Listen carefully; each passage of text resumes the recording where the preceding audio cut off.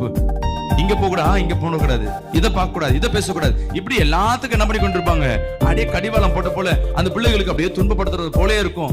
ஆனா அது துன்பப்படுத்துறது அல்ல, உன்னை பலப்படுத்துகிறது. ஹல்லேலூயா. மீண்டும் திரும்ப உன் வாழ்க்கையில ஆசீர்வாதத்தை எப்படி கொடுக்கிறாரோ அவரிடத்துல நீங்க மீண்டும் திரும்பும்போது நம்ம கர்த்தருக்குள்ளதான் இருப்போம், இயேசுவோட ரட்சிக்கப்பட்டதா இருப்போம். ஆனா மீண்டும் அவரிடத்துல திரும்பாதபடி இருப்போம். இன்னைக்கு சொன்ன வார்த்தைகள், சில அடையாளங்கள், சில சூழ்நிலைகளை சொன்ன பார்த்தீங்களா, உங்க இருதயத்துல உறுத்தி இருக்கும். இன்னும் அந்த காரியத்துல உட்கார்ந்து கொண்டிருப்போம்.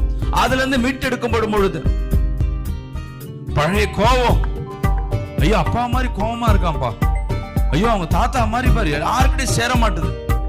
கிறிஸ்துக்குள்ளதான் இருப்போம், யாருக்கிட்டையும் சேராம தனியா வாழ்ந்துன்னு இருப்பேன், யாரையும் மதிக்க மாட்டேன், நான் தான் ராஜா, நான் வச்சது சட்டம். இதெல்லாம் பழைய ஆளு. கிறிஸ்து இயேசுவின் மூலமாக, அவர் ரத்தத்தின் மூலமாக நீ மீட்டெடுக்கப்படுறன்னா திரும்பும் கர்த்தர் இடத்துல